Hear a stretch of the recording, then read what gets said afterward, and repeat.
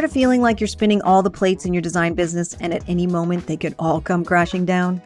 Are you feeling like you're so close to breaking through to the next level, but those consistent projects still aren't flowing your way? Are you ready to finally take your business from a hobby to 100K and beyond? Then welcome to the Six Figure Designer Podcast.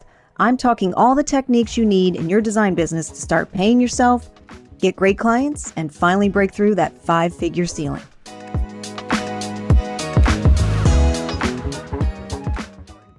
So today we're going to talk about some things that you can do in your business to make sure that you're on track for what you want to accomplish this year.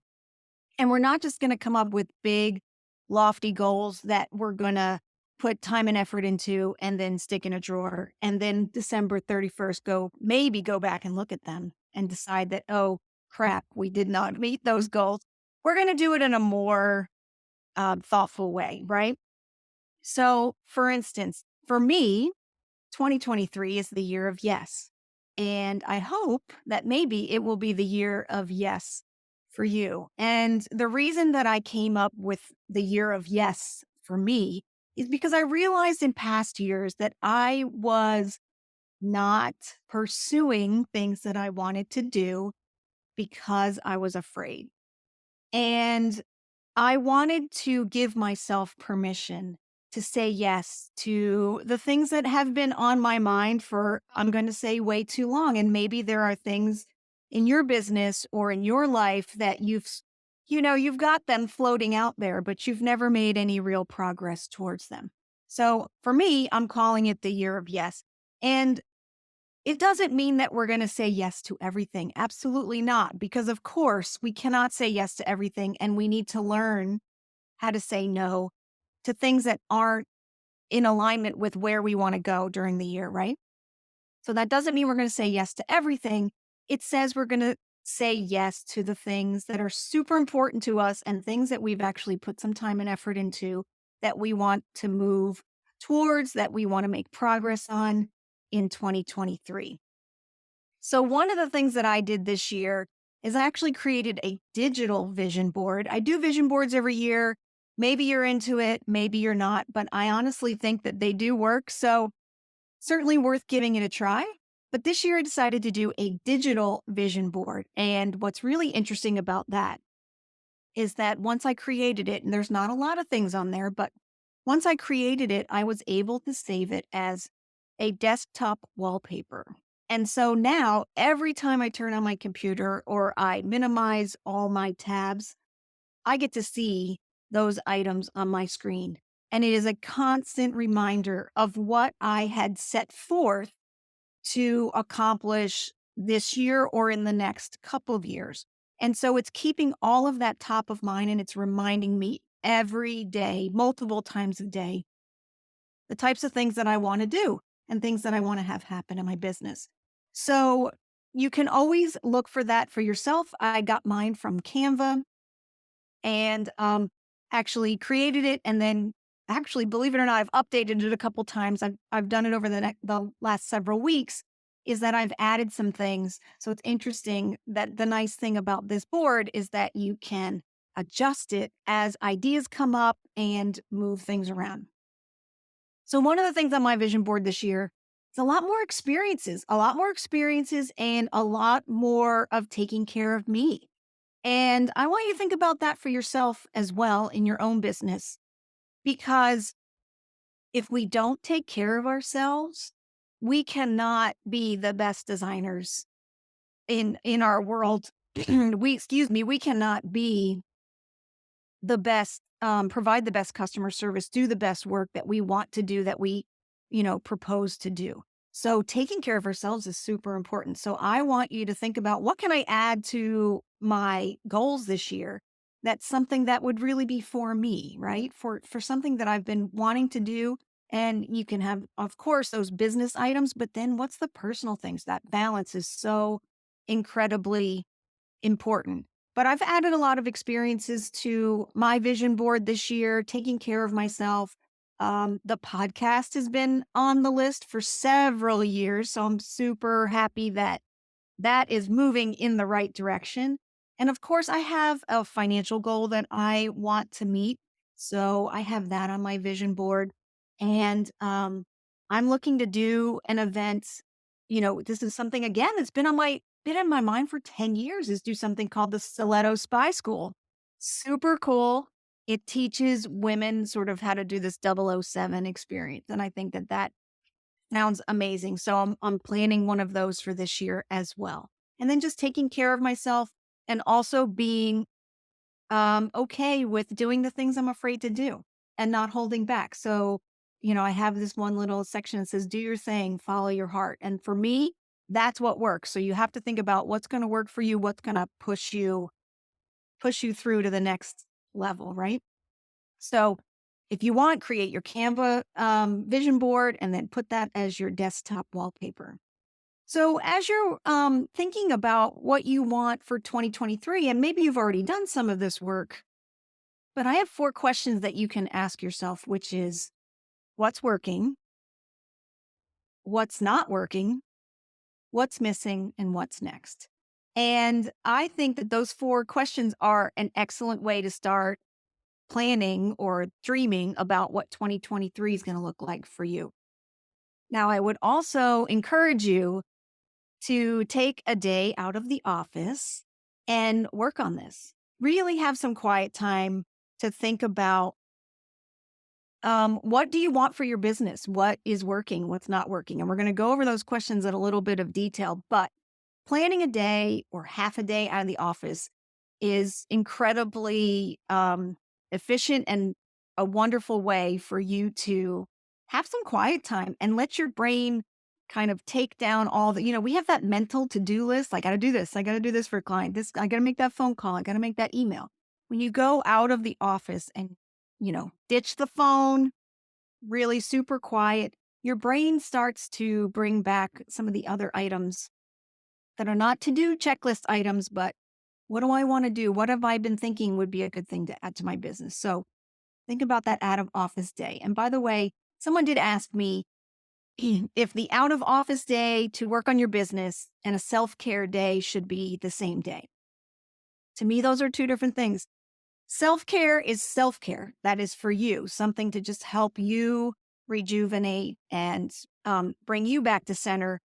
A out of office day to dream about your business is a work day. That is a business day. So they are 2 separate days. So keep that in mind. Of course, if you have a team of people in your office, or even if you have an assistant, you know, have part of the day, of course, by yourself, but think about ways that you can also include your team in the brainstorming of what next year or this year, 2023, can look like, or things that you can improve. Because I suspect you're going to get some really interesting um, perspectives on things that you can do in your business and ideas that you can bring to fruition.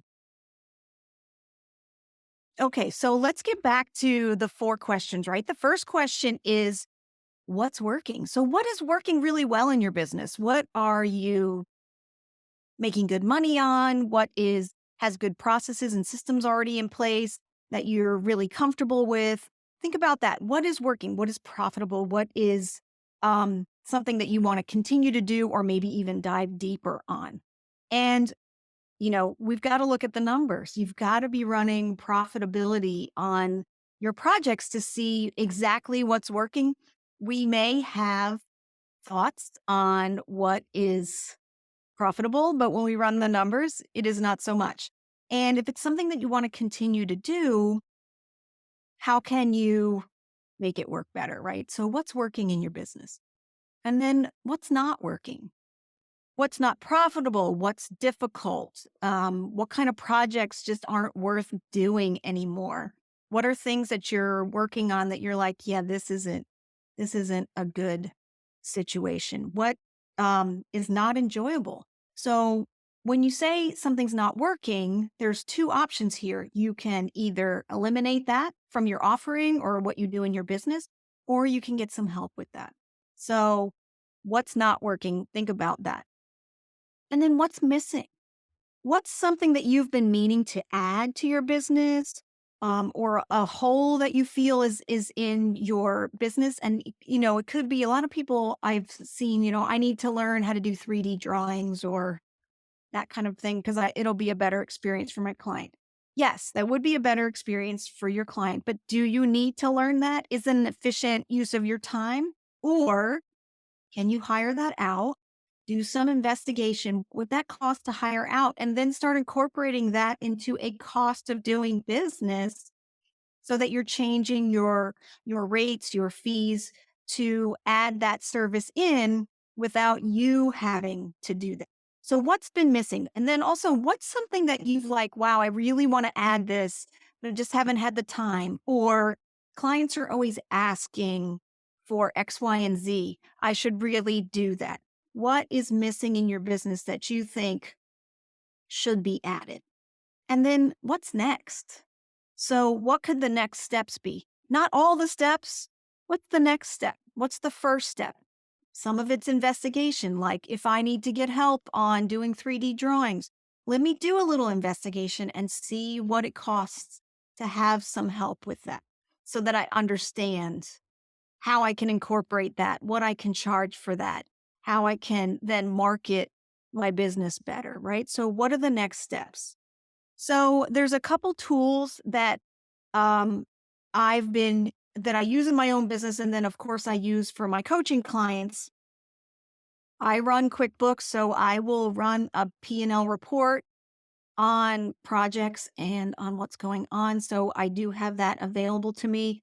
But I've also created a spreadsheet, which gives you an idea of, a lot of people know what they want to make in a year, what they want that number to be. And I'm not necessarily like, I don't really love when people say, well, I want to have $1 million business, because if you have $1 million business, but you're only making, you know, 5%, 10% at the end of the day, then that doesn't really mean much. Like, I want you to think about, what kind of profit do I want to have in my business?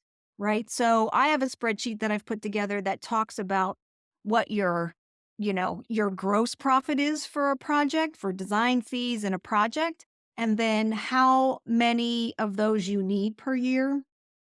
And we break it down into small, medium, and large projects because of course, we know we have different sizes of projects. So you put in your how much money I want to make this year, right? And then you go, well, how many large projects did I have last year? Or how many large projects do I think I can get this year? And what is that, again, gross profit on those projects? So it then does a breakdown of small, medium, and large projects. And then we talk about what your close rate is. Do you even know what your close rate is? So when an opportunity comes your way, how likely are you to get that project? That's something you should really be thinking about, because if you need so many projects a year to get to that top line number that you want to make, that not top line number, but the gross profit number that you want to make, um, you need to know how many opportunities you need to be getting in front of, right? So that all calculates in this Excel spreadsheet that I've put together. If you would like a copy of that, I will put a link to that in the show notes, and you can see it'll show you, you put in your breakdown of small, medium, and large projects, and then it'll calculate how many of those you need to be doing, and also how many opportunities you need to be getting in front of, because tracking, of course, is going to be the next thing. The other thing I'm using in my business is a daily and monthly planner. I've created my very own daily planner. I have a personal side and then I have a business side, so that when I look at it, the 2 pages are open to each day. And I have various items in those pages that I want to make sure I'm working on, sort of like my daily habits. So think about what those daily habits are. I want to have a certain number of conversations. I have 3 big priorities for the day. I do something called the miracle morning. So I do my savers in the morning and things like that. If you want to see what my planner pages look like, I'll also leave a link to that so that you can download that. It's a blank template. I created it again in Canva, and you can of course, do that as well. Just do daily planner in Canva and you can create your own, but you can certainly see mine. And the reason I'm doing that is because I'm tracking every day. There's certain things I want to accomplish every day, which are important to me because it's based on my vision board and my goal setting.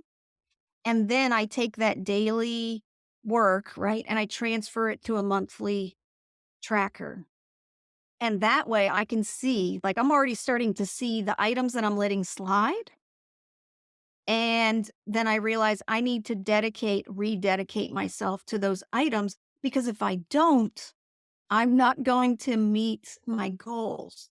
So tracking is such an important part of the goals. And sometimes we need to be, a little bit tough on ourselves to say, I'm not doing the work.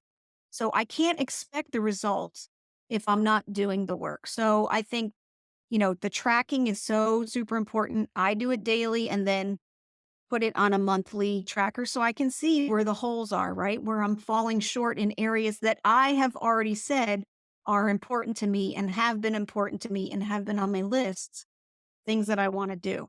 So I highly encourage you to work on those items as well. So if you want 2023 to work for you, which I know you do, and I know we have all these great lofty ideas for the year, but then they fall down or they don't come to fruition and we get frustrated or we get disappointed. And I don't want that to, be 2023 for you. So here's your homework.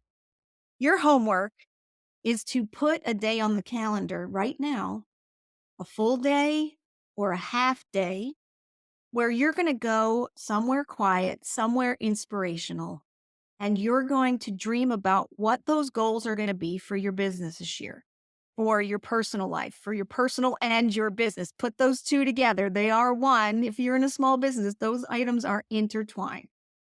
What kind of things do you want? And then, cull those down a little bit so that it's not so overwhelming. Pick three things and start those, right? Start working on and starting means, a lot of times it's just like learning, investigate this item. What's involved with this? How do I figure this out? Where do I go? May even be just a phone call. Let me call so-and-so because they know about X, Y, and Z.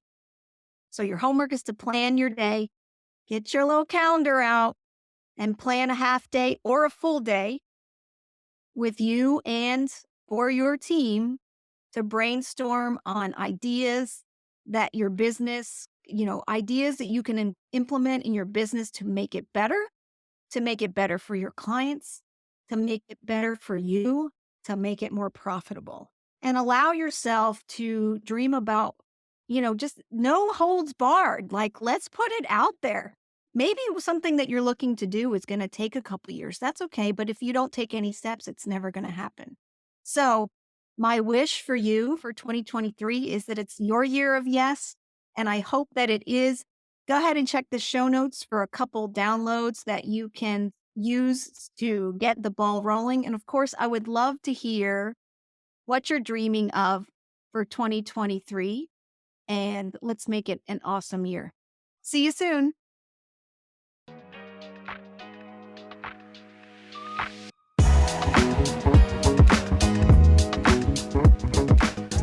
Thanks for listening to the Six Figure Designer Podcast. If you're ready to make six figures in your interior design business, then check out my Design Business Bootcamp. Our next session starts soon, so let's get you to six figures stat.